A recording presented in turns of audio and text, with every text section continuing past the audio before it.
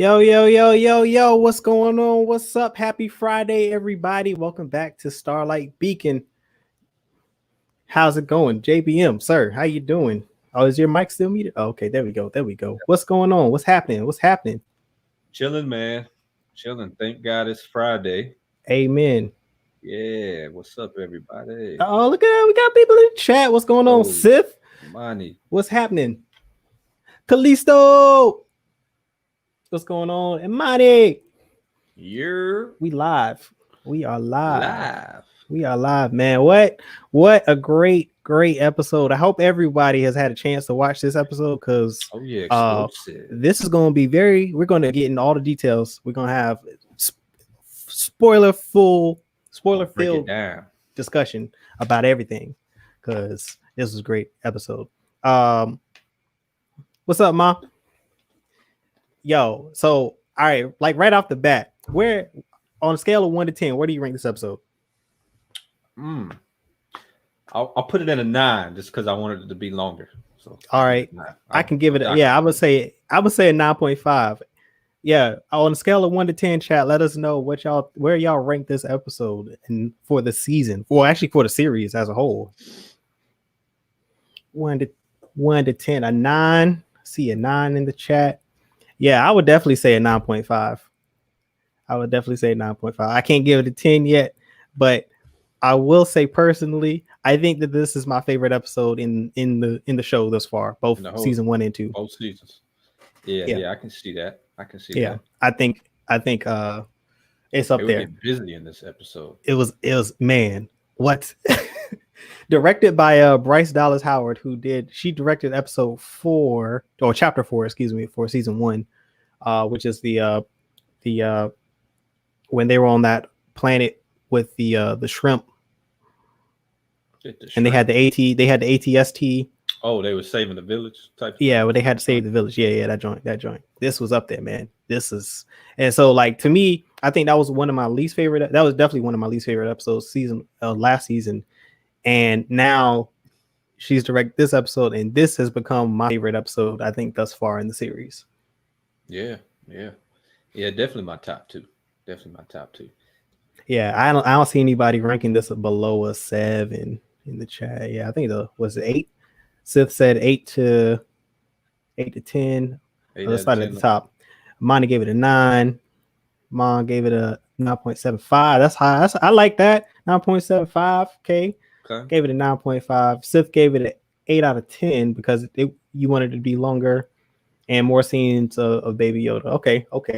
I can dig that. It definitely could have been longer. I concur on the length. I think that would keep it below a 10 for me because I wish it were longer, but I can't hold it because I feel like it's setting up a lot of things. I know it's setting up a lot of things. I'm not even gonna say I feel like it definitely ended with showing Ahsoka, then it probably could have hit that 10.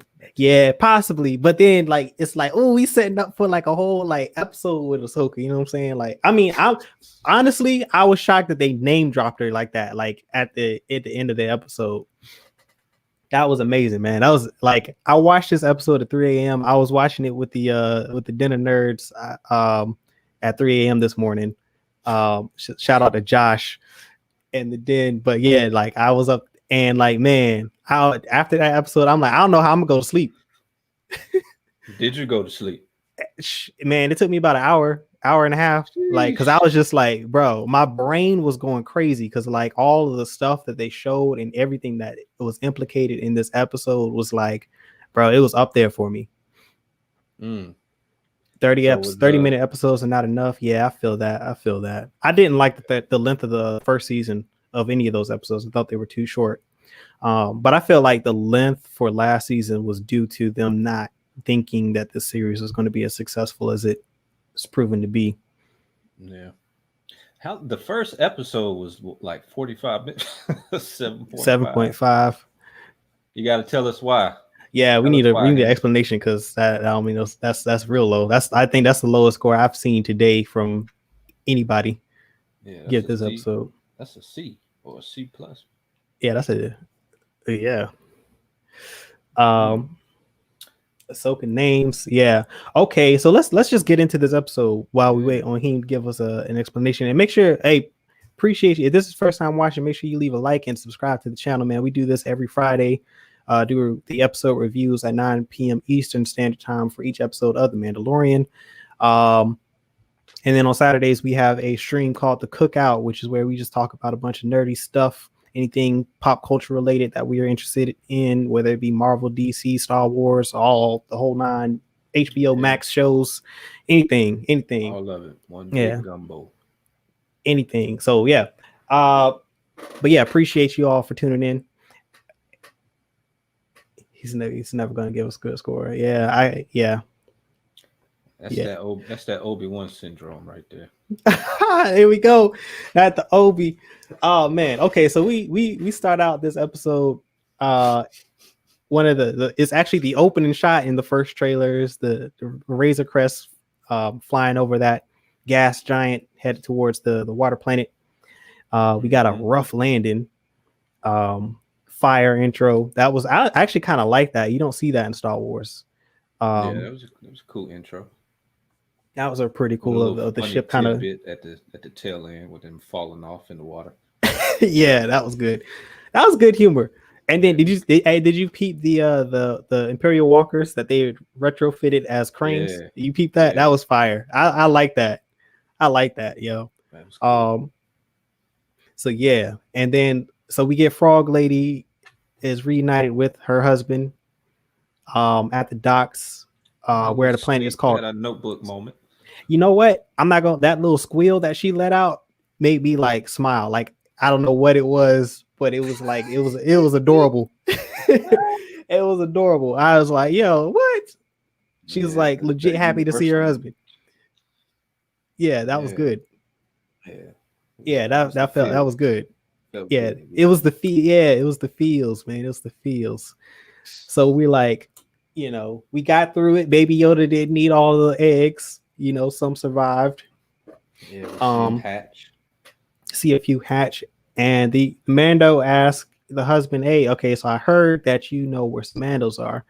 And he kind of points over in a direction, and the camera pans, and we see Sasha Banks, who is not playing Sabine Wren. That is actually who so if you put the captions on, it says Casca Reeves is the character she's playing, and she's just a night owl. Excuse me, not a night watch. Wrong show. A night owl, which is they're loyal to Bo-Katan, who we see later in the episode. Night owl or night watch? A night owl. A night owl is like they're like a special division of Mandalorians. I believe she was smoldering all episodes. Oh yeah, they were. So we first see the night owls in Rebels. I want to say I think it's in Rebels. So we first see them. But it's they're affiliated with House Wren, that's Sabine Wren's family. They're loyal to Bo-Katan and the Death Watch. So that was Sabine Wren. We hadn't seen Sabine yet, and it's possible that Sabine is with Ahsoka because they go off at the end of Rebels. Spoilers here, but they go off to look for a character. I won't say what character, but they have to go look for someone, and they're together. Possibly check out the series. I won't spoil it for you. They go off to look for a character together, and so this would be right after the end of Return of the Jedi. So they should be together somewhere. Yeah. Okay. So that happens. And we're in the bar now, right? Yeah. So we go to the bar. We got the Mon Cala, which are the Admiral Akbar. Admiral Akbar species. It's a trap. And then we also got the Quarrens, who from the Clone Wars, we know that the Quarrens and the Mon Cala are actually at odds. They're both from Mon Calamari. Both species originated on Mon Calamari. They've had their skirmishes. There was actually a civil war during the Clone Wars on the planet. We see that in the animated show. Have you seen that? Have you got to that point in the Clone Wars yet? I don't think so.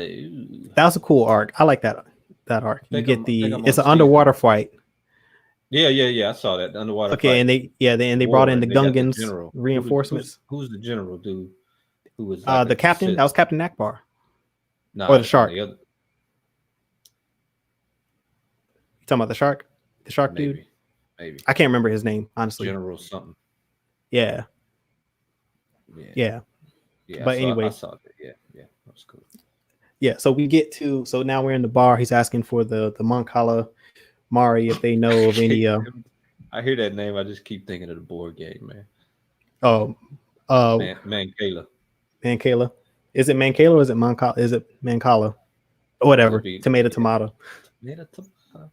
Um he's asking, all right, I heard that someone here can point me in the direction of where there's Mandalorians. There's another covert here. I've heard, and then the bartender goes and gets a Quarren who comes and sits down at the bar. And as that's happening, uh Baby Yoda gets attacked by its food.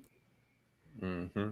A squid hops out of the porridge. It's like real like alien type of callback.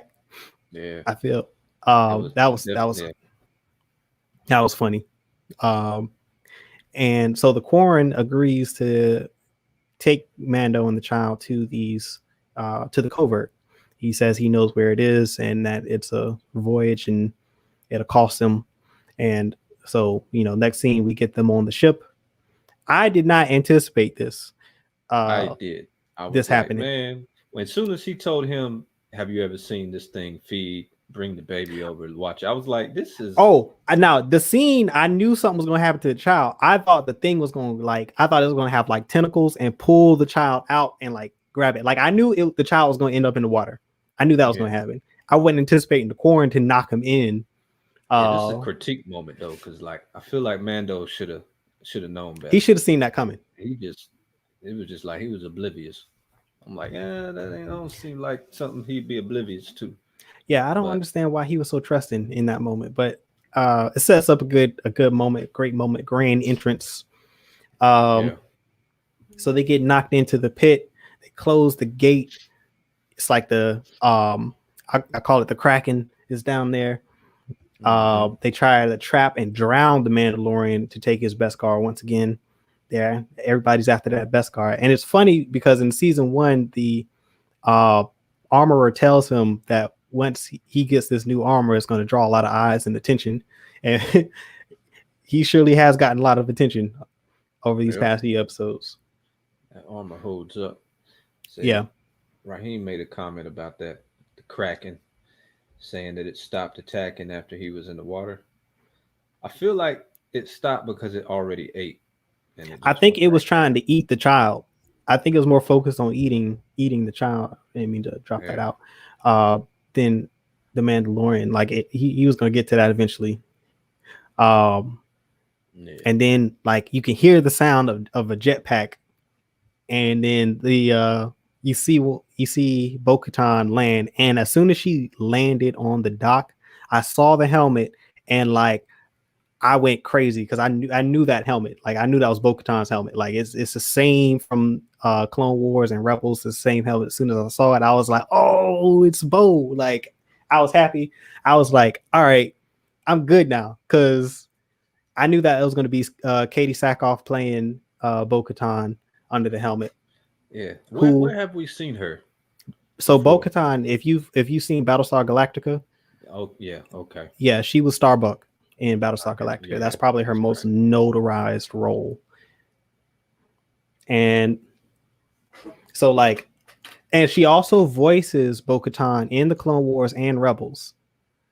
So it was like an automatic, pull, because she's a great actress. Like she brings out the physicality. If you've seen Battlestar Galactica and any of the shows that she does, I believe she also does her own stunts, but she has a level of physicality that she brings that's fit for the role. And I know in Clone Wars and Rebels, the way she does the dialogue, she is able to get that intensity across. And so when hearing her speak under the helmet, like I was like, yo, it sounds just like it sounds just like, because it is her. It sounds just like her in the Clone Wars. Like there was no like transition for me. Like as soon as she took the helmet off, I saw the red hair. I was like, man, this is awesome. Like that's what's up. To me, this is not fan service. This is continuity. Like you get what I'm saying? Like a lot of the sequel trilogy felt like fan service. Like they were force feeding us references and characters. Obi-Wan is like fan service. Obi-Wan is fan service. It's not true to the story almost, you know. That's just me though. Oh my god. Okay. He needs some therapy for Obi-Wan. Gonna have to have a because this is some deep rooted stuff here. We're gonna have to get into it. We're gonna have to have a separate episode to get into his angst for Obi-Wan. Yo, if you're in the comments in the chat, like how do you feel about Obi-Wan as a character? Let us know. Like let us know how you feel about the character of Obi-Wan. Reading between the lines. Truth is there. It's in the pudding. Truth is in the pudding. Hey, no, as a matter. Hey, so on top of that, if you want us to do an episode on Obi-Wan Kenobi, put a 1 in the chat. Put a 1 in the chat. But anyway, so they take off their helmets, and as soon as they do, are not true, man. Right, and so calling back to what I've said previously on other episodes is like this shows the first time we've ever seen the Mandalorians wear their helmets, and like this whole rule of them not being able to take their helmets off, like that's never been the case. Like we've never seen that in canon before. So like I knew that they were going to have to explain this in some way, and the way they explained it I thought was great. Like if you've seen the video we put out this week, I did a video called Explore the Lore. And it's like a 5-minute long video. I did a backstory of the Mandalorian culture, the canonical history. I didn't dive too much into Legends. There were some things that I mentioned from Legends, but I didn't go into too much detail. But I kind of talk about, I think, what they're referencing in this episode, because they say that, as soon as he mentions the thing about them taking off their helmets and them not being true Mandalorians, like, she kind of rolls her eyes and they're like, he's one of them. And it basically characterized them as like extremists and like zealots, like that are devoted to this ancient tradition of Mandalorian culture, which I thought was phenomenal, because it's like there are different levels. Like if we look at religion, right, there are different levels of devotees, right? Like you've got like super strict devout, and then you've got some that are more lax, and they don't follow every traditional rule laid out from eons past, right? And I thought that was a realistic thing. Like we got certain people that are going to be more attracted to they're going to be kind of lax with the rules, and then some that are like, no, we do things this way because this is what's worked for us. And I feel like that the Watch is where he's from. They represent that. Like they are these extremists, that traditionalists, these fundamentalists that stick strictly to their code and to this old traditional way of doing things, which I thought was phenomenal. What do you think about that? Yeah, I feel the same way. It was cool to see. Yeah, I like to see how Mando, if he takes after them now, knowing that there's a whole different way of being a Mandalorian. Because from what it sounded like, he didn't know anything existed outside of the Watch. I think and so I think what the explanation is going to be in the video that I did this week. Definitely go check that out if you haven't. It's on the channel. Actually, I can probably drop a link into the chat. But they reference these, like it's 42 BBY, and BBY is before the Battle of Yavin. If for those who don't know, the Battle of Yavin, of course, is when Luke destroys the first Death Star.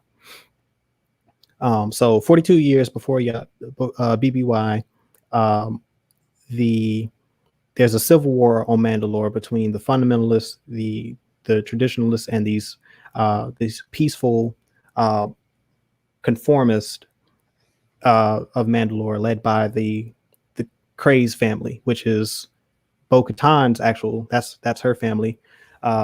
They end up winning this civil war. There's a split. The old Mandalorians go off and they live on the moon of Concordia, and the what are they called? The pacifist rule basically the main, Mandalore, the main planet. So now they categorize them as the old Mandalorians. It's a very broad umbrella, right? Like that means there's room for interpretation. That means they can put different things into that category, like the Death Watch. The Death Watch spawned from this group of old Mandalorians, and we see them in the Clone Wars, and they actually try to retake the planet. And they're led by what's my man? Tar. No, not Tar. Shoot. Vizsla. Pre-Vizsla. Pre-Vizsla? Yeah, Pre-Vizsla. He gets the dark saber because he's the ancestor of Tar Vizsla, who created the dark saber, and he wields the dark saber and tries to take over Mandalore. I won't get into too much detail here, but definitely go check that out on the channel. But anyway, they kind of sort of break off from this old Mandalorian group because they feel like they are the right rulers of Mandalore. The old Mandalorians, not every single one of them follow Death Watch. Like there are some groups that just go off out into the galaxy and try to follow the old ways of Mandalore on their own, away from all of that. And I think that the tribe is a sector of the old Mandalorians, and that's where, of course, Din Djarin is from. I think he's just a part of the culture of the old Mandalorians that went away from Mandalore and got away from that whole society and tried to build their own new Mandalore in a way elsewhere, which is cool. I hope they might get into that a little bit further, but I thought that was a great explanation. Yeah. It's a good one. So he kind of Mandalore gets over, Din Djarin kind of gets over the helmet thing long enough to work with the he flies off because he's kind of like he's pissed. He's like, he's seething. He's like, yo, they fraud. Like he flies off, and then he gets they blow up the barge, and then they fly off, and then that was a cool shot too, by the way. It was. Seen them fly off with the explosion going. It was cool. Anytime they fly off on them, on all the jetpack scenes have been amazing. To me, take this down, and I think so. Yeah, they're on he's taking the child back to the ship because he's getting ready to leave. He's like, all right, these aren't true Mandalorians. I can't work with them. Then he gets confronted by a group of angry Quarren who blame him for the death of his brother. There's a group of them. He's surrounded. And then the Mandalorians return. They drop in, and Bo-Katan is like, he didn't kill your brother. I did. And they just open fire and take all of them out. I was like, yes. Yeah. Yes. That's Bo. That is Bo-Katan. That's certainly Bo-Katan, bro. That is the Bo-Katan from Clone Wars, Rebels. Like, she is about that action. Like, she don't waste time. She's with it. Like, definitely one of my favorite Mandalorian characters. I'm just like, I'm so happy that she's in live action, and they executed it well. Like the fight sequences and the combat in this show is been phenomenal. Yeah. Been phenomenal. Yeah, what did you think about that whole sequence? I thought it was dope. I expected it to go exactly how it did. The way they just ended, I was like, oh man, they about to smash them. And they smashed them. Yeah. They like, and they didn't waste any time. And it's like, it's so cool to see them because they've clearly got combat experience. The three of them, the Night Owls, they've got combat experience with working with one another. They're very coordinated. They're like straight up SEAL Team 6, like tactical, precise. Like it's dope. I like that. Your time, and Mando kind of found his little pocket to fit right into that. Yeah, he kind of blends right in. Like he takes a back seat to them. He's like, yo, these cats, like the coordination between these dudes is like insane.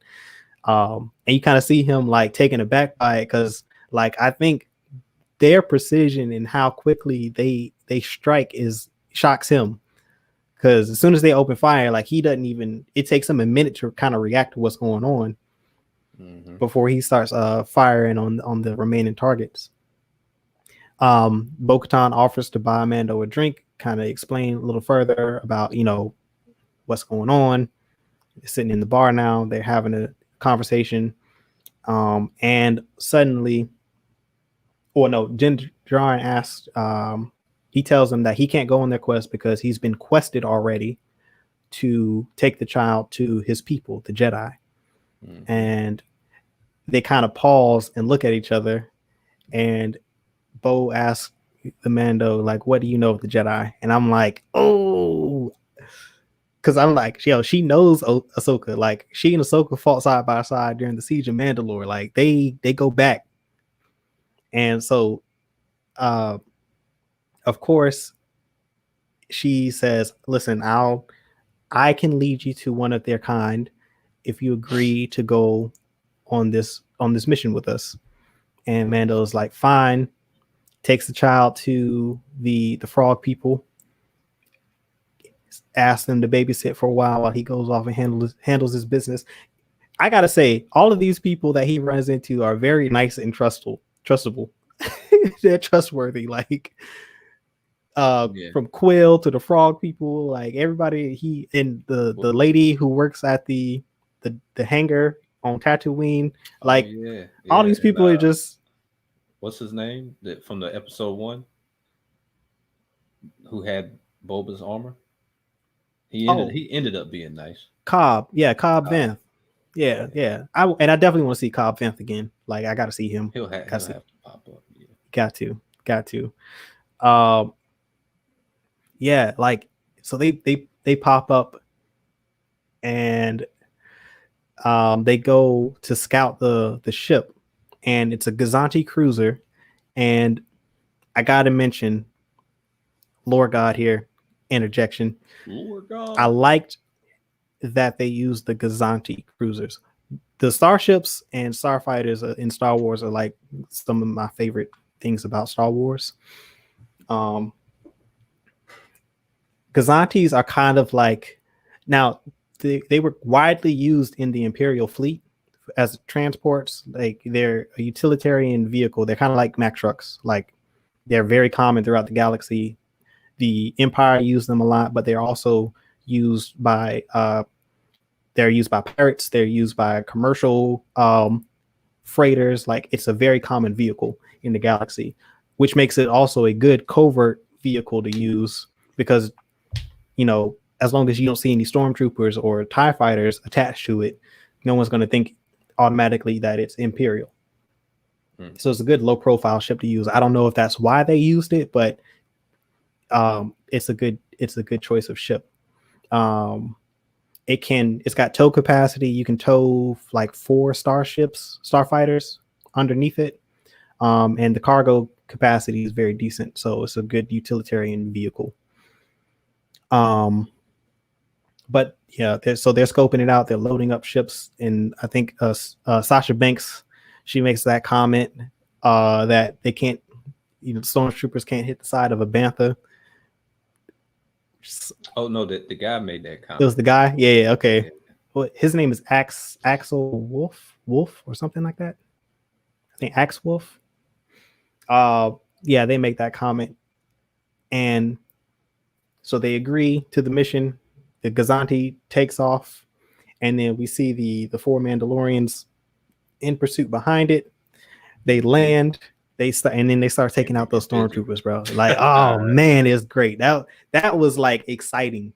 Yeah, that was a great moment. Yeah, the whole moment on the ship was just like the cinematography, the camera movement, the angles they use, the formations that they use as they were, moving through the ship. And as we hit on before, that the precision and the how tactical they are as they move, like they're outmatching those stormtroopers like handedly, like so much so that they think it's like 10 of them. Yeah. It's only 4. They make their way, they get to the cargo hold, and the captain is trying to get a progress report, and they're like, oh, we got him trapped in the cargo control center. He's like, where? And then they get jettisoned out the back. Then they start making before that, I guess he was a lieutenant. How scary he was. He shot off one round from his blast. Yeah. He shot one, and then like as soon as they came off the elevator, they took out like 4 or 5 stormtroopers, and he panicked. He panicked. That was great. He was scared. Yeah. Close the door. Yeah. Oh man, yeah, that was great. Daniel, yeah, that did seem like classic Star Wars. It reminded me of Episode 4 when they were when they stormed the bridge. Yeah, they were in there. When they stormed the bridge with Luke and Han and Chewbacca and Princess Leia. Oh man, yeah. So that was like that whole, like I said, that whole sequence was just great. And then now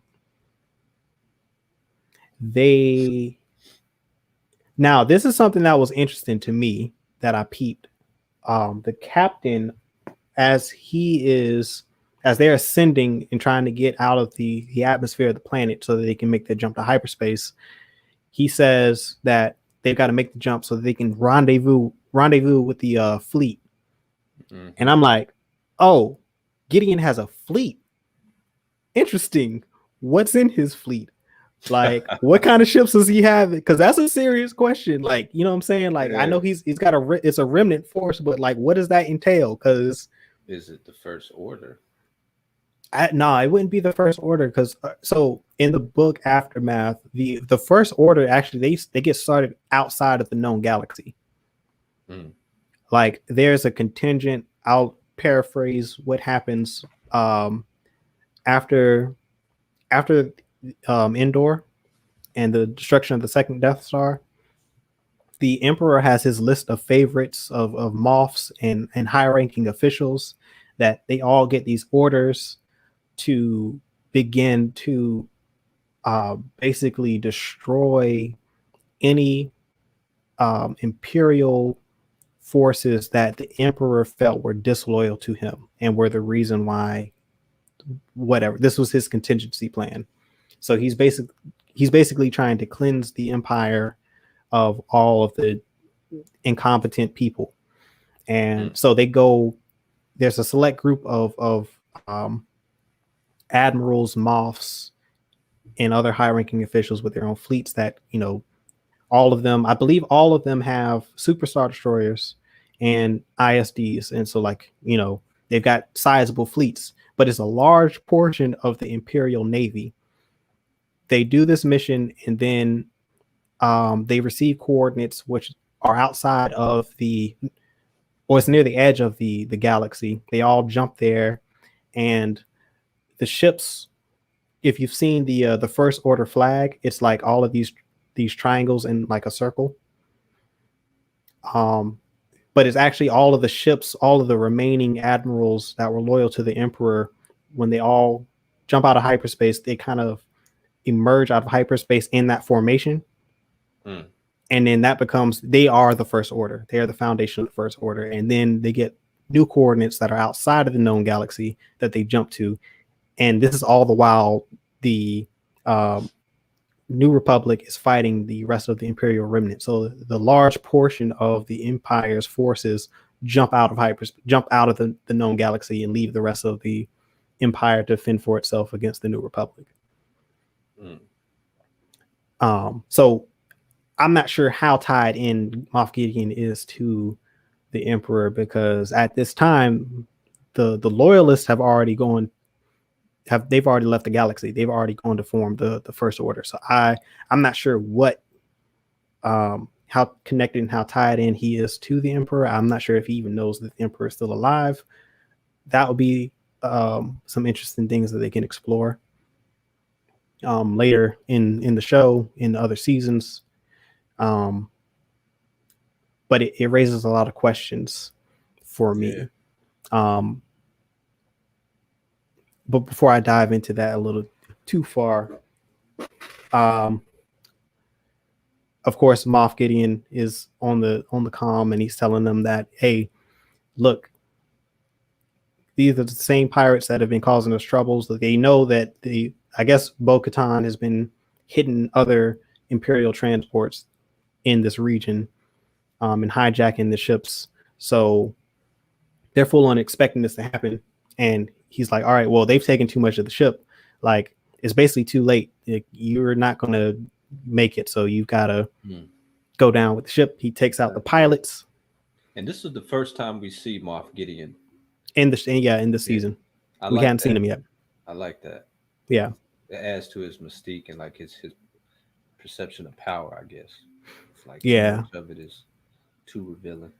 Yeah. That's always a good thing, especially when you're dealing with villains. It's like the less you see them, the better they are for me, because it's like you said, like the more you reveal about them, the less mysterious they are and the less interesting they become. Like that feeling of that distance and that separation, like you know they're out there lurking, ready to strike, but you just don't know where from or how they are going to, is part of the intrigue, especially in Star Wars. Like, I mean, we didn't see the Emperor until episode 5,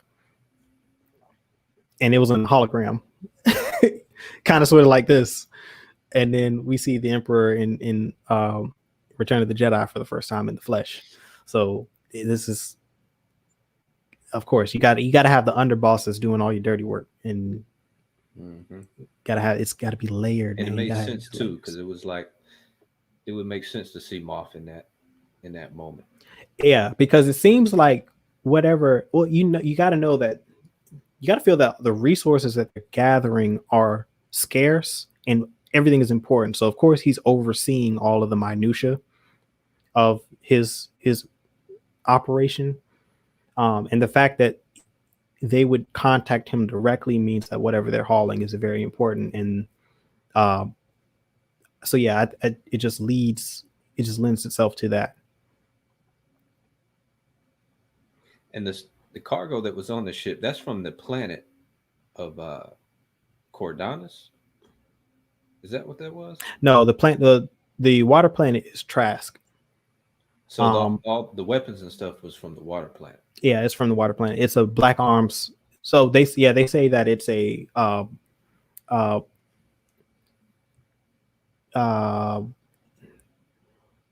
black market trading post is what they call it. So yeah, a lot of illegal stuff going on there, like a lot of illegal arms deals. So they're the basic. That's the irony of it too. Is like the Empire fought so hard to keep all of these criminals at bay, and now they are reduced to buying arms from the very criminals that they tried to wipe out from the galaxy, which is hilarious irony. Yeah, that's it. That's an interesting thing. Like it does raise a lot of questions as to what Moff Gideon is doing. Like I said earlier, like what's the size of his fleet? Like, does he have an Imperial Star Destroyer? Does he have multiple Imperial Star Destroyers? There was a Topps card revealed, I believe. I think Josh put this up on the Den of Nerds, but there's an Arquintance class light cruiser. What is the Arquintance? I'm not going to pull it up, but it's basically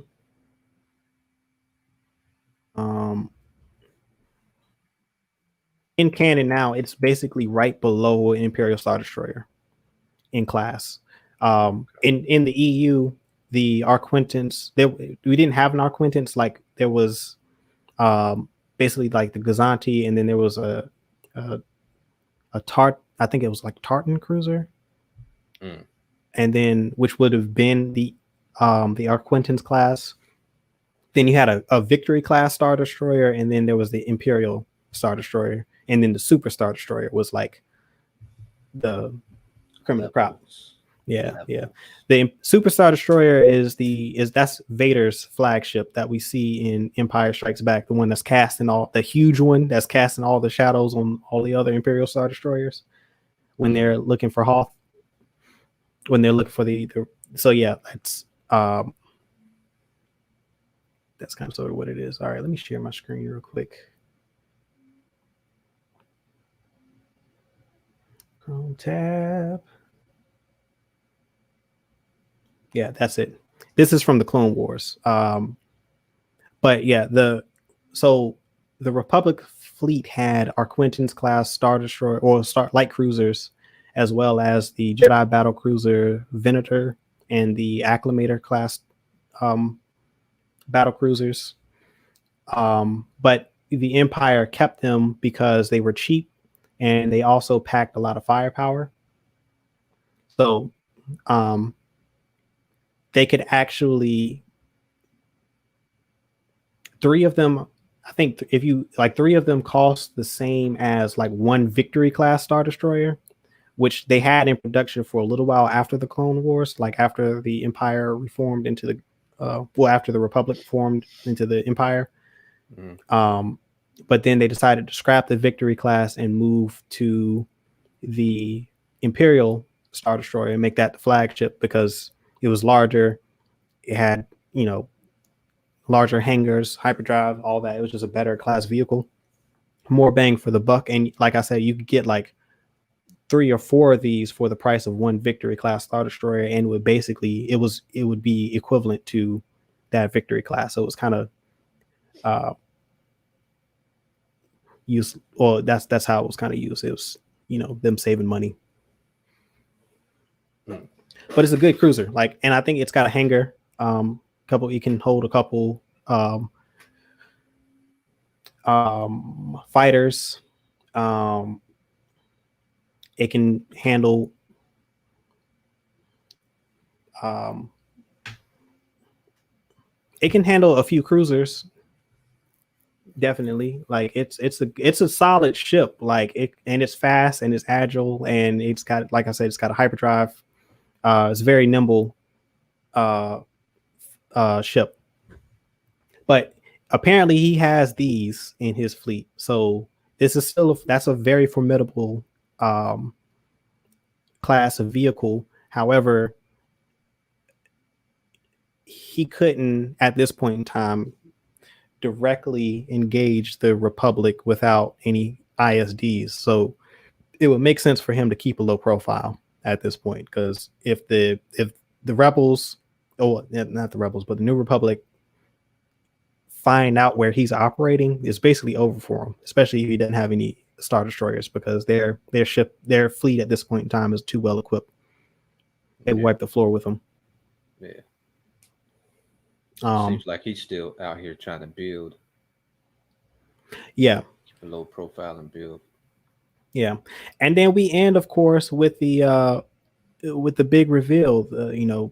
Bo-Katan reveals that her Jedi contact is in fact Ahsoka Tano, name drop and everything, which I was like, yo, I knew it was coming, but to hear her say it was like, I'm like, yo, all right, this is great. It's awesome. Like, once again, continuity, just keeping everything connected, having that feeling of being rewarded for being invested into the franchise is cool. And it's not going over the head of people who don't know who these characters are. Like, it's creating this level of interest. Like, now you want to know more about who's Ahsoka Tano, who's Bo-Katan, who are these characters, like who are the Night Owls, like all of this. It makes you curious about who they are. Like, I know you haven't finished watching the Clone Wars, but you are familiar with some of these characters, correct? So I haven't seen Bo-Katan yet in Clone Wars. She Okay. hasn't come up, but I have seen Ahsoka. She's like the Padawan to Anakin at this point. Yep. Yes, she Mhm. is, which is a great connection too, because um we do know that I don't know, they don't confirm whether or not Ahsoka and Luke ever meet, but Luke knows of Ahsoka during this time period. Like he knows who she is and that she was his father's apprentice at one point in time, which is interesting. What we don't know is whether or not Ahsoka knows about him. I would think she does. She would have to. She has to at this point in time because he's the most infamous Jedi in the galaxy at this point in time. Yeah. But has she revealed Wouldn't it be herself to him? amazing if Luke popped up in this It would series be. I somewhere? would be so for it, bro. Like this would, if that happens, They if need Luke that pops redemption up in here, like for the way they treated Luke in the new sequels. how does Luke? Okay, so Luke, I see the comment. It hadn't popped into the chat What yet. does Luke know about Let's him? go. Let's do some Q&A now. How much time you got? Um, got about a good 30 minutes. 30 minutes. Yeah, let's do 30 minutes Q&A, guys. How does Luke know about Ahsoka? So at this point in time, after the Battle of Endor, Luke goes off to gather artifacts and to learn as much as he can about the Jedi. In his journal, Luke's journal has been published. You can go buy it actually. But At he's done his Amazon.com. research on like all on the Jedi Order, the masters from the Clone Wars. Like he's read about Mace Windu, of course Obi-Wan, Qui-Gon Jinn, all of them. He learns about Ahsoka Tano and that she was Anakin's apprentice at one point, and then she left the Order. Like he knows her history because he's been searching the galaxy to find Jedi artifacts. I think he went back to the temple on Coruscant at one point in time. So yeah, he's just been doing his due diligence, and he's trying to become a grand master of the Order. Like, so he's gathering the ancient texts of the Jedi, learning as much as he can about the Jedi, all the old masters. Jocasta Nu, which is the librarian that we see in Attack of the Clones. I like that name. Jocasta Nu. That's a smooth name. That is a smooth name. She rebuilds the Jedi archives, or partially rebuilds the Jedi archives on another planet. She's the librarian. Yeah. Shout out to librarians, yo. Right. Yeah. So she initially survives Order 66, and she goes back to the temple covertly and is downloading a lot of the data from the archives, and she's rebuilding them on another planet, and the name of that planet escapes me. But Luke finds that planet later on, I believe after Return of the Jedi. He finds the planet, finds the archives, and starts doing all this research. And I believe that's where he gets a lot of his information on the previous members of the Jedi Order. He also has a list of survivors of Order 66 left over from the Empire. He's got a lot of stuff. So he's at the point in time, he's acquiring as much knowledge as he can about the Jedi and their past and their history, and just trying to understand how he can reconstruct the Jedi Order from scratch. Which would have been, well, such a missed opportunity. About that tomorrow on Gumbo. We can talk about all that, about the possibilities. Oh yeah, the sequels could have been.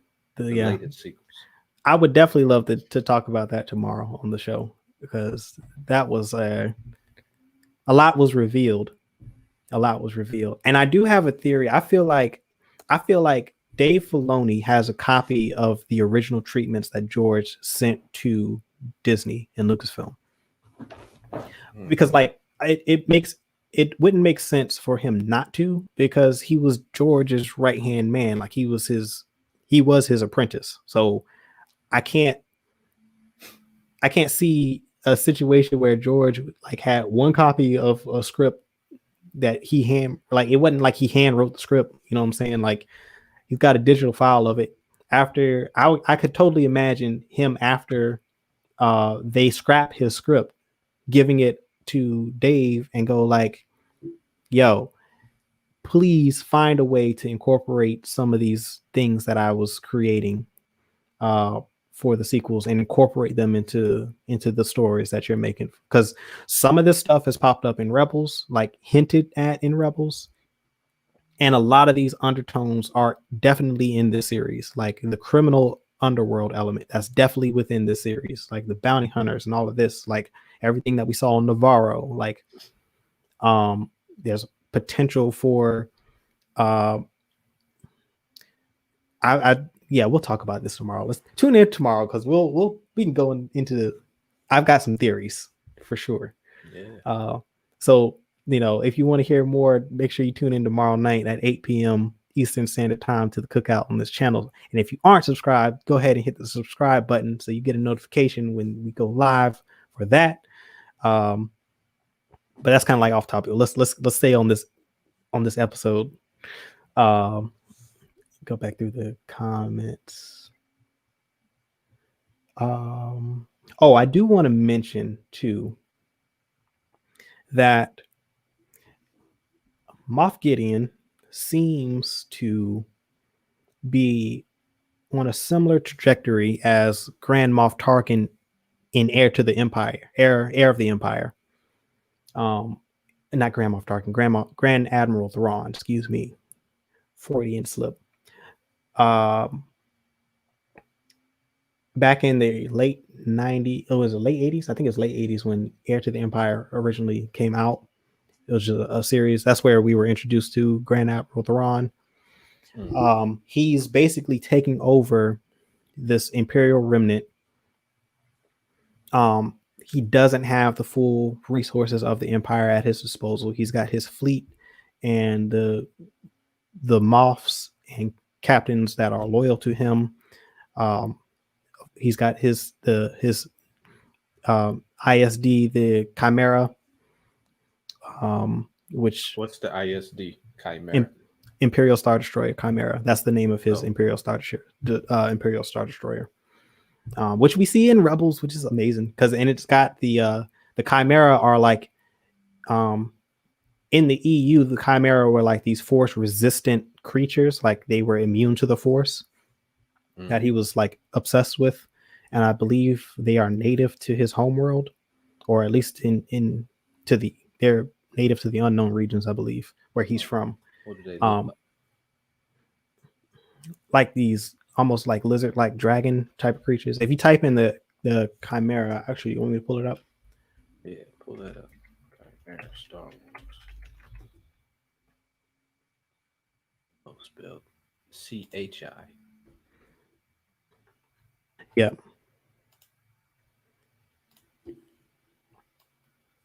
What we got here? Chimera.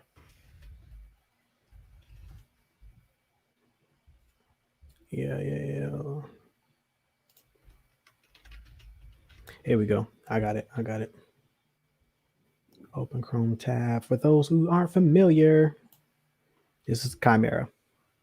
So underneath, on the underside of this Imperial Star Destroyer, he's got this illustration of this Chimera, which was that was his signature. Anytime his ship dropped out of hyperspace, that's how you knew it was him, because he that signature marking on the underside of his Star Destroyer, and he always came out of hyperspace above his fleet so that everybody could see the Chimera. But that is a intense looking beast. It's like 3 beasts in one. Yeah. Tail of a snake. What is that? The head. Whoa. Yeah, it's like the head of a snake, and like it's got like tentacles, and it's cool. I like it. But he's very much a tactician, right? In many regards. And that's why we like him as a character. He's one of my favorite characters, one of my favorite villains in Star Wars. But like I said, so he had limited resources. He was taking on the Republic, the New Republic, at the height of its power. right after the Battle of Endor, and he's got this fragmented empire. He's got limited resources, limited ships, um, and he has to move strategically. So he starts like doing more like guerrilla like tactics. He's ambushing New Republic supply lines. He never reveals the true strength of his fleet unless absolutely necessary. Like he does all these cool things. He develops the TIE Defender, which is a TIE fighter that has a hyperdrive and shields. Because all of the other TIEs in the Imperial fleet don't have shields or hyperdrives. He knew that that was a weakness of the Imperial fleet. The Imperial fleet was designed to be for ship-to-ship combat, like large fleet battles, large engagements, similar to what we see in the Clone Wars. That's what it was designed to repel. It didn't see small ships like the X-wings and Y-wings and things of that nature as direct threats to its power, but the rebels were able to exploit that. They would, because their starfighters had shields and hyperdrives and strong holes, they could take a beating. They could send them out on long, missions. We see some of that in Rogue One when they dispatched that squadron of X-wings to assault the base on Eridu. Like there are no capital ships, there are no large ships. It's just X-wings. They send them. They drop out of hyperspace close to the planet, start their bomb and run, make their attack run on the installation, and then they get out of there, hyperspace out, and the Empire, but before they even realize what's going on, they're gone. And Thrawn used a lot of those tactics after Endor to assault and to take on the New Republic. There were there's a class of Star Destroyer called an interdictor, which could pull ships out of hyperspace. So they would he would put these like right outside of a hyperlane.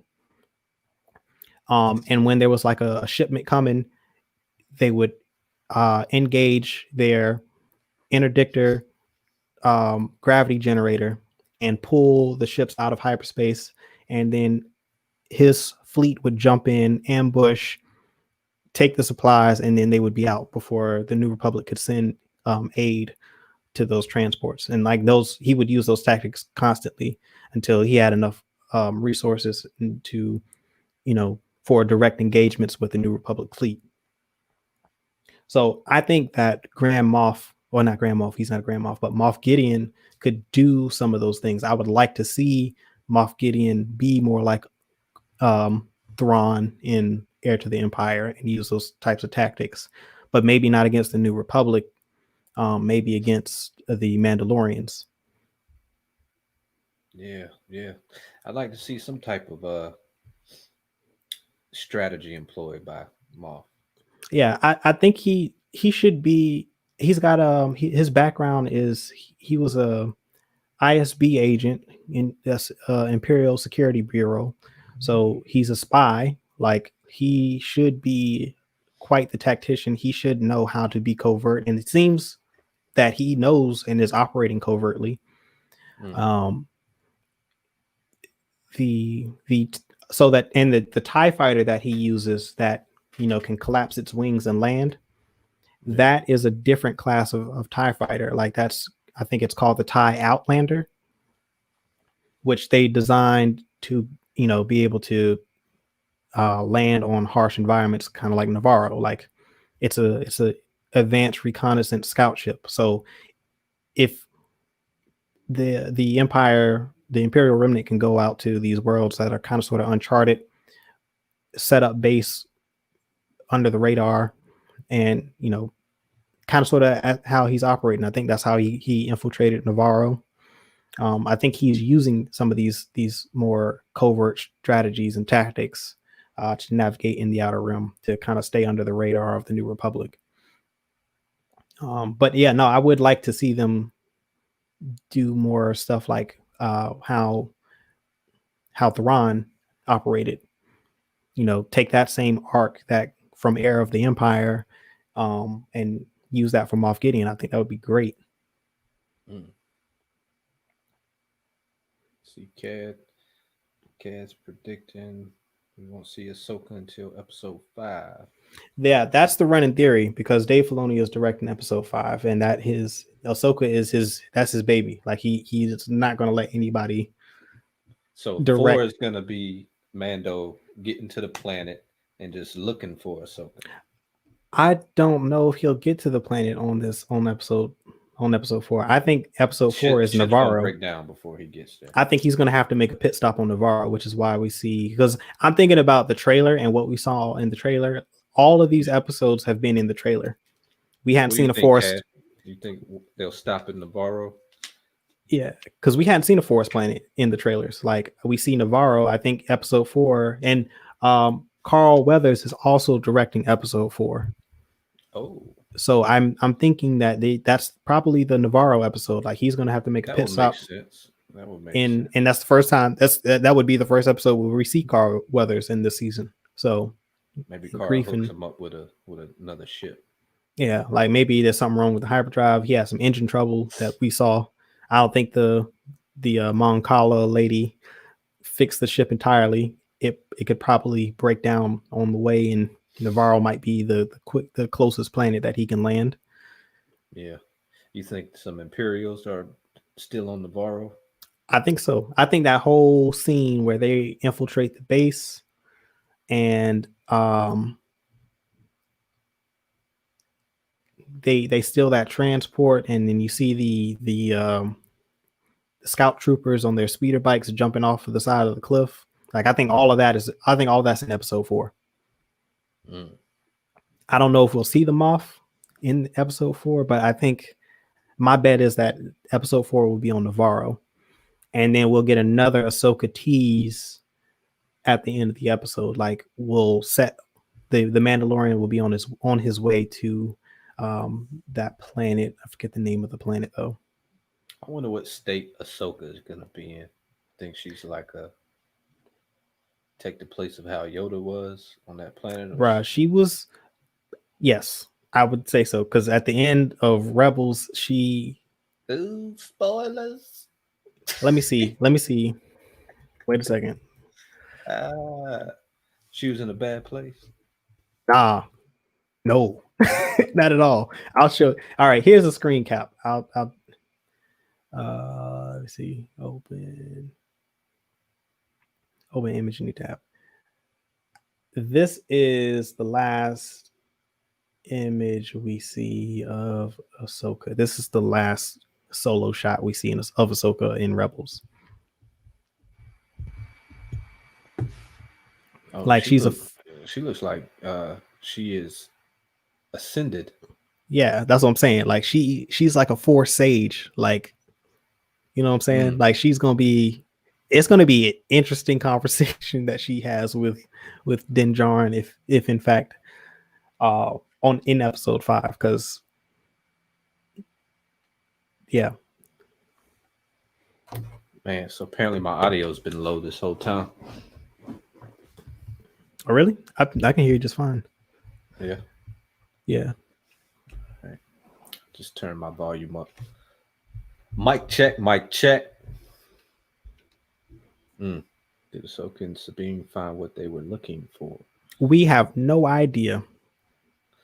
We have no idea. So they, like I said, without getting into any spoilers in Rebels, we last see Ahsoka. She is off on a mission with Sabine Wren to locate someone.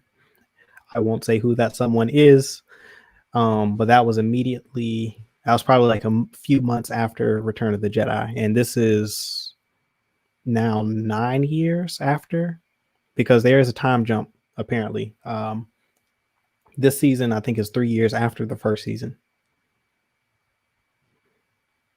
Apparently 3 years have passed, because I think season 1 was like 6 years after Return of the Jedi, and now this is now taking place.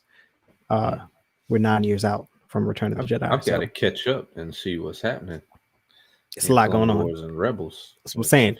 They set up a lot of stuff, and there are a lot of implications in this episode, which is why I'm like, this might be my favorite episode of this show so far because of everyone that they introduced. They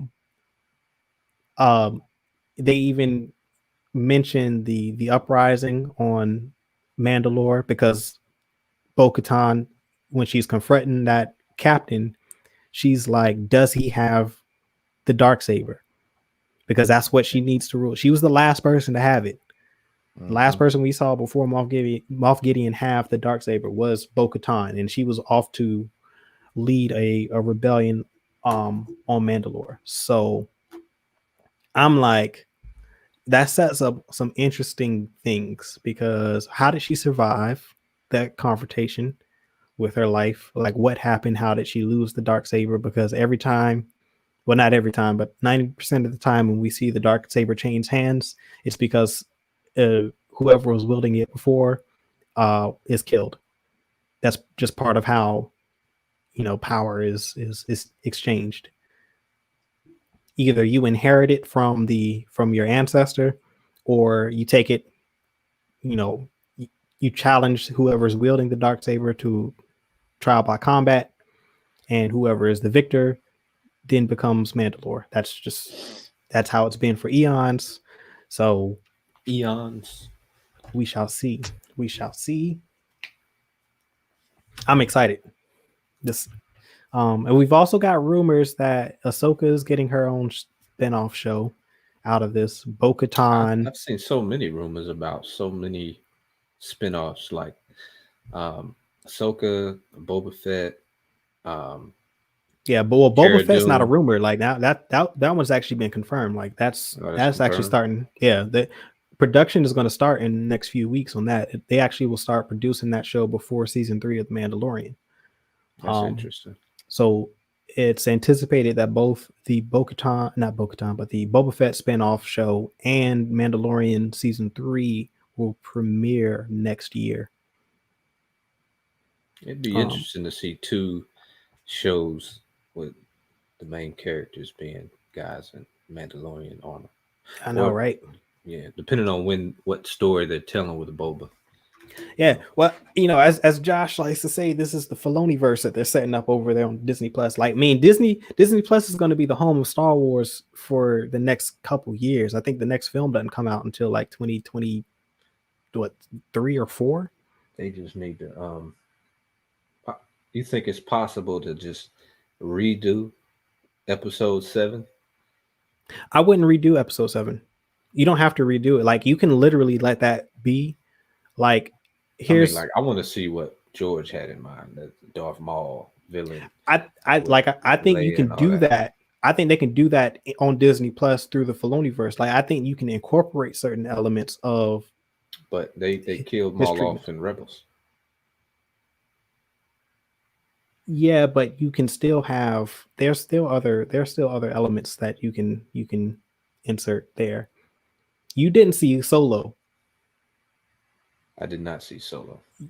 Yeah. So my theory is that Kira, who we see, Knightley? No, Han's love interest in that movie. I'm going to spoil the end of the movie. I'm just let you know because you're probably not going to watch it. Just let everybody know in the chat right now. I'm going to spoil. I'm going to spoil the end of Solo in 5, 4, 3, 2, 1. So the final scene, which is almost like an end credit scene, Kara takes Dryden's ship, and she's flying off away from Solo, and they broke up. Nah, like she's just like she's basically trying to save him.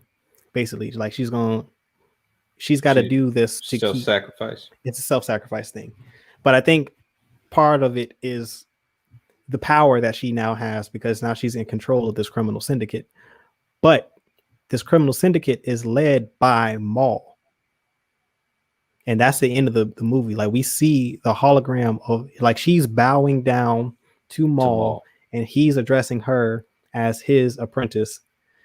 I'm sorry, not as his apprentice, but like he's basically his next in command, and that she'll be working directly with him next. This is at the end of Solo. This happens before. So this happens before Rebels. This is like a. See, that's Rebels? What I mean, though. So so that's before Rebels. But they never address what happens to Kira, because after Maul dies, then that means that there's a power vacuum. We don't. I want to see Maul. No, he's dead. I want to see Maul, man. Maul New is sequels. Gone. I need that Maul and whoever his apprentice was. I need that. That's what I need. I think my bet is that it would be Kira. Possibly. Because it's. I'll have to watch Solo to see if I like Kira or not. Because right now I don't know who she is. I wouldn't hate that if that happened.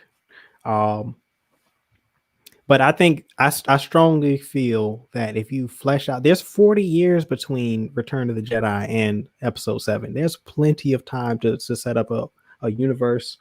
Like the way I see it, we're talking about a galaxy, right? So like there is what I call the Skywalker sphere of influence within the galaxy. And there are things that happen within that sphere of influence. And then there are things that happen that are outside of the sphere.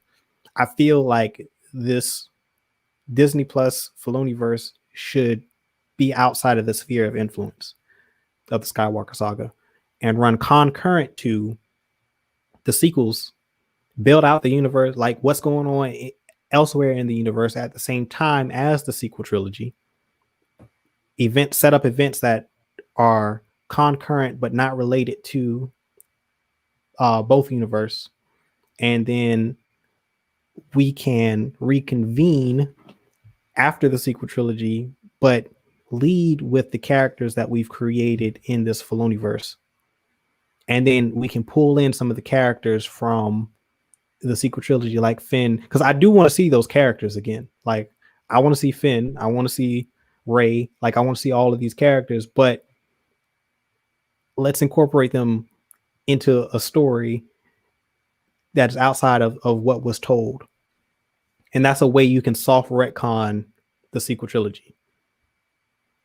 The events happen, but you can always set up, possibility of things elsewhere in the galaxy that are going on that were just not influenced by all of that, by the First Order and all of that in the New Republic. It would have to be like a really compelling story. But they're like, most of the galaxy is unexplored. Like if you take this series and go elsewhere, like even if you went to Mandalore, right? Like Mandalore is outside of the sphere of influence of the Skywalkers. Like we never see Mandalore in the sequel trilogy. We never see it in the films at all. The only time we see Mandalore is in Clone Wars and Rebels animated series. So bring it into live action in this Filoniverse and just tell this story with Bo-Katan, Din Djarin, and let's build this thing out. Let's flesh out the 40 years with these characters and create more spin-off shows from this universe that does not interact with the Skywalkers. So barely any type of interaction with the New Republic. We don't see any of the legacy characters, but we can incorporate other characters from canon, like Ahsoka, like Bo-Katan, like how they've been doing. Like we hadn't seen any of the legacy characters, minus some references to some of the props and side characters from the original trilogy and from the prequels, like Anakin Speeder popping up in the first episode. Like that was cool. Like, you know what I'm saying? Like it's an entire galaxy. Like not everything that happens within the Skywalker saga influences everything else that's going on. Yeah, but that Skywalker was like the epicenter. It is, and it doesn't have. It can still be that, but you can also tell a story that runs concurrent to that elsewhere in the galaxy, and kind of merge them post the sequel trilogy, and then create your new trilogy with new characters bring back some of the old characters like Finn and Rey and let them interact with some of the new characters that we've created on Disney Plus. And like, I think that's a way to make everybody happy, because I think for the most part, people like the characters in the sequel trilogy. We just don't like the story and how it was. Definitely don't like how Luke was portrayed. I'm not even a Luke fan, but like that portrayal of Luke was just horrible. That was horrendous. Yeah, that wasn't even Luke. That wasn't Luke at all. That was like, I don't know. It's not even a shell of Luke. Like, I mean, it's a completely different character. Like, yes, people change over time. Characters change. Things happen that challenge the beliefs of a character, but the fundamental aspects of a character don't change. They can be questioned, like for instance, Mandalore. I mean, not Mandalore, but Din Djarin. Like, the fundamental aspect of his beliefs are being challenged right now, because for the first time he's meeting Mandalorians that don't abide by the code that he has been raised on, that he's been told this is the way and it's the only way. And now he's being introduced to characters that live a completely different life than what he's used to. And now, like, that creates like conflict within his character. Like, you know, does that, like, what does this all mean? Like, that can happen, of course, but like, I think the core values of the character won't change. No, they won't. You'll adapt. You can conform. Like, you can find compromise. You can become a better version that fits into that narrative. But like, for Luke to give up hope, I would love to see like, that makes no sense. Luke, like an authentic old Luke, bro. Yeah, like, so my gripe, right? Like, Luke is like the most hopeful person in the entire galaxy.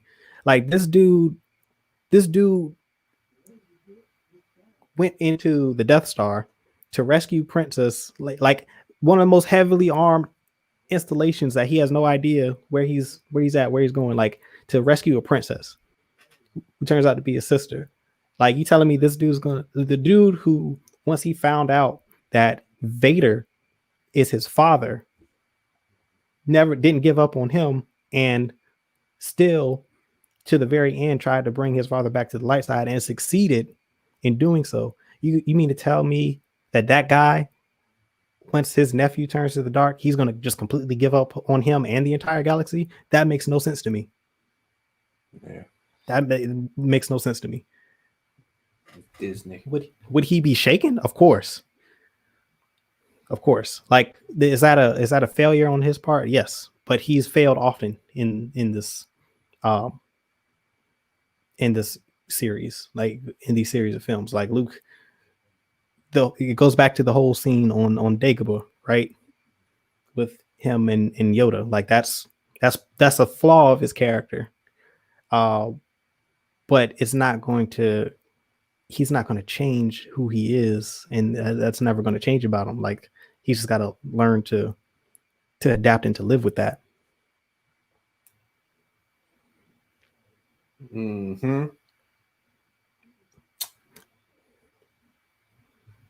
Well, we'll never get to see it. I mean, I'm upset that we don't get to see Leia.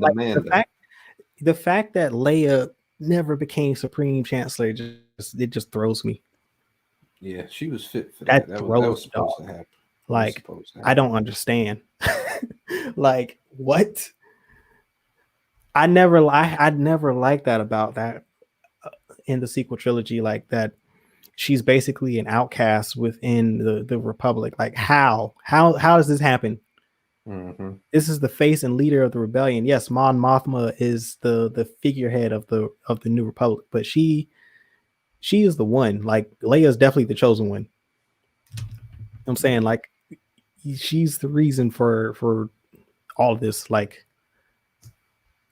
it was meant for her to become Supreme Chancellor of the New Republic. Like, that should have happened. Like, and the fact that, like, all right, I don't get it.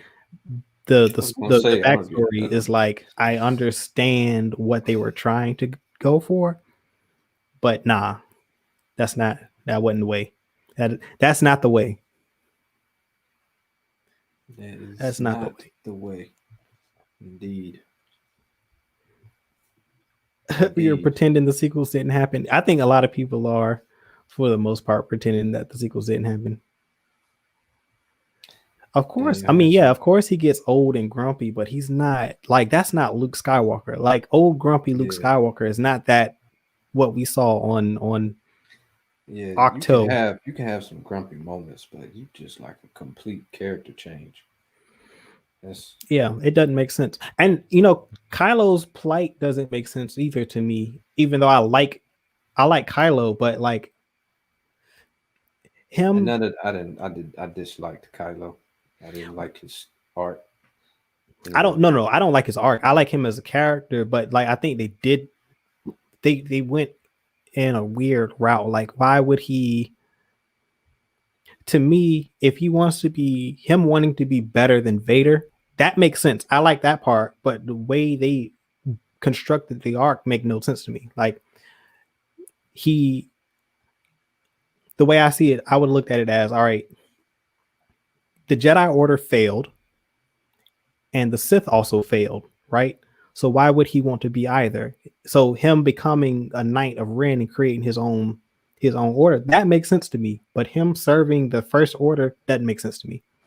Like I would have much preferred Kylo Ren and the Knights of Ren be this rogue group of Force users just causing havoc across the galaxy. Like him Yeah. understanding that the Force is the ultimate power in the galaxy and wanting to command it and to be, you know, to bend it to its will, to his will. He that's not Jedi or Sith. That's just him. That's Kylo being Kylo. Like that's the path for him to be better than Vader. Like he has no master. Like his only master is the Force, and he's trying to overcome that. Like he's trying to become the master of the Force. So he doesn't look at it from a light and dark perspective. Like that's the only thing that's how I would have written the character. Like the Force is his only master, and he's trying to become the master. That would have been Yeah. more interesting because then Yeah. because That then would have he been. because then he it would make sense for him to leave the Jedi, but he wouldn't want to join the First Order either. And then that also kind of leaves room for him to um to kind of team up with Rey, especially if you got this galactic Tie threat down like the Empire. the Akatsuki. Like I mean not the Empire, but Palpatine. Yeah. Exactly. Like Man. if that's what they're doing, like that's exactly that's a great reference. Akatsuki. Like the Knights of Ren should have been that. Like just these, you know, group of Force users that just they're out to become the masters of the Force, basically, light and dark. Somebody send that to Filoni. Tell him to get on it. For real. But he's played with that though. Like he introduced the Bendu. He does that in Rebels. Like he creates this Force entity known as the Bendu, which is the one in the middle. He doesn't see the Force as light or dark. The Hmm. Force is just the Force. Okay. I'm trying to tell you, like that's why I'm like, Filoni's the one. If it's anybody I trust with the franchise going forward, it's definitely Filoni. That's over there at Lucasfilm. And then I think Favreau is good um, as well, but he's kind of he understands the business and the industry, Yeah. and he needs to kind of lean in on that a They're a little good bit. duo, good tag team. Yeah, good duo, good tag. You right, you right. All right, let me see. Got a few more minutes. Any questions in the comments? I think all the Q questions ran out. Alrighty. Well, you got anything, JBM, you want to add to this discussion, sir?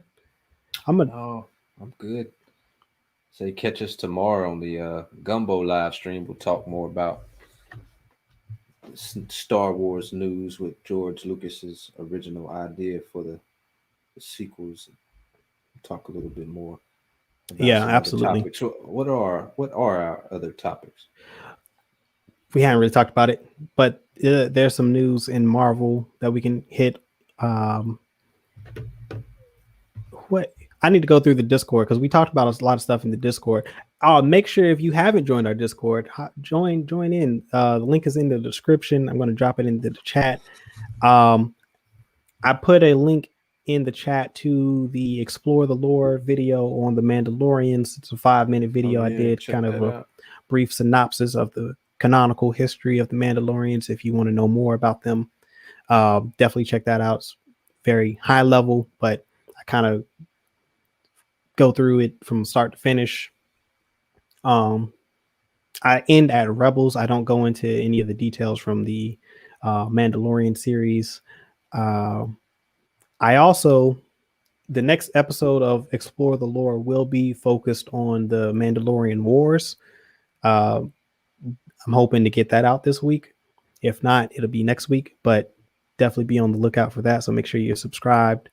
If you haven't already, do that. Dropping a link to the Discord in there right now. Make sure you follow us on Twitter, Twitch, Instagram, Facebook at Certified Gumbo. And Gumbo. If you would like, we've got a coffee account. If you want to help support the channel any further, buy us a coffee. $3 donations. You don't have to, but if you feel like if you enjoy the content that we're producing over here, then we would definitely appreciate any type of support that you can give us. All of it goes back into the show.